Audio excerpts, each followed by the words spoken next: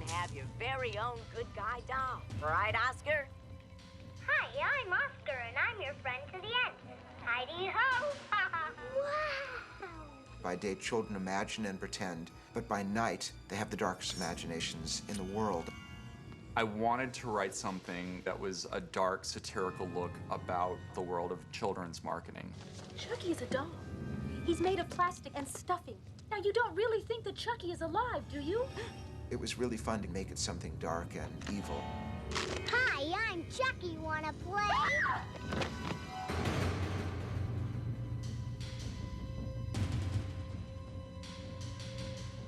This was in the mid-'80s, 1985, and I was a junior at UCLA. Like any horror fan, I had seen The Talking Tina, Twilight Zone, and I was a fan of that killer doll concept. But it occurred to me that that had never been done in such a way where you could treat the doll as a full-fledged character. Hi. It's me, Chucky. What do you think? I had been in London with my wife, and I had read a book called The Victorian Dollhouse Murders because I was fascinated by dolls. They scared me. And I said to the woman that was running development for me at the time that I would love to do something with dolls. And she said that there was a script about 6 months ago called Blood Buddy, written by a young, talented writer, but it had not sold. My title for the original script first was Batteries Not Included. Then my agent said, well, we got to change the title because Steven Spielberg is developing a movie called Batteries Not Included. So then we changed it to Blood Buddy. David read the script and liked it, and he bought it. I think everybody was pretty shocked that this was what I wanted to do next. I had started off as an illustrator for Jim Henson, and then I did An American Tail. Disney had just signed me to a deal and thought that I would do family entertainment and animation for them. The first project that I bring to them is this project that would become Child's Play. In my original script, a doll is actually a sort of supernatural manifestation of the boy's id. So the doll is specifically going out and striking out against the people that this kid feels this unexpressed rage toward. One of the features of the dolls that didn't make it to the final film is that they have synthetic blood in them, so that if you play with the doll too roughly, the latex skin will break and then it will start to bleed, and then you have to go out and buy Band-Aids.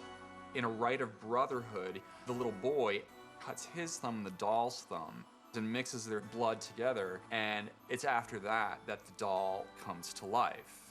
It's what I always call the Frankenstein moment, what brings something to life. And Don's Frankenstein moment was the idea of the blood ritual.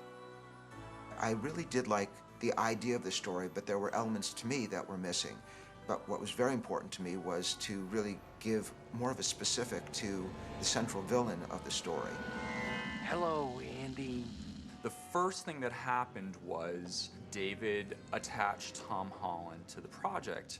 Tom Holland had written and directed Fright Night, and that was really good. So I was very excited. For a long time, one of the most frightening memories I had was as a small boy being afraid of my toys. And there's been all the publicity recently on these new animatronic dolls, and the idea of writing a story about a little 6-year-old boy who insists his doll is alive, I thought was fascinating.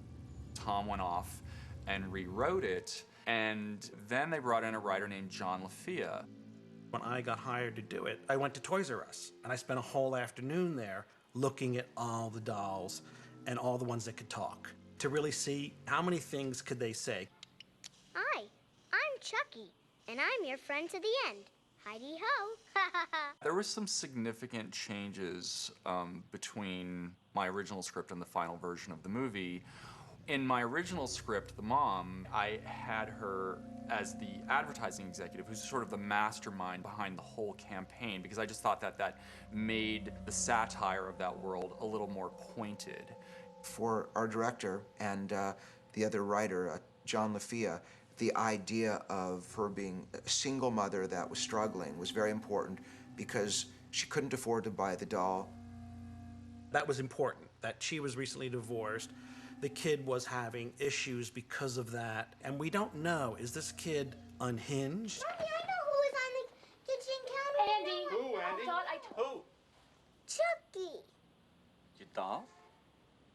I felt that there needed to be more of a backstory with something malevolent that would possess this doll to be so evil, and that was the soul of the serial killer. And the history was that he was the Lakeshore Strangler. Fundamentally, the biggest changes was really the addition of voodoo. Tom Holland felt that the character of Charles Lee Ray had a fascination with voodoo, and that at the moment of death, he would pass his soul into this doll.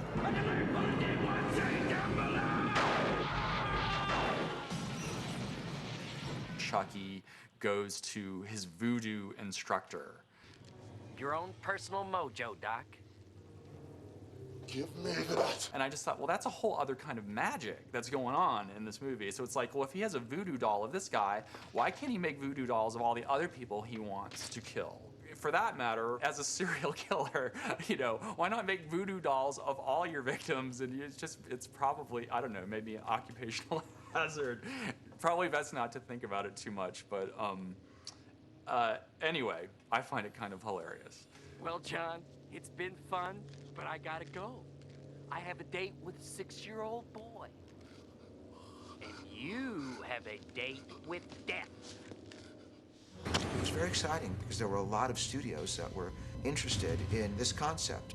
A man named Tony Thermopoulos, that was head of MGM-UA, came out to my office and convinced me why they would be the right studio to make this film. And he also said to me, I want you to not only come make this film there, but come make many films, and I want it to be a place that not only you can thrive and be successful, but a place that you can also fail. And I was very, very taken by that. And these people were incredible as just a support group in getting this film made.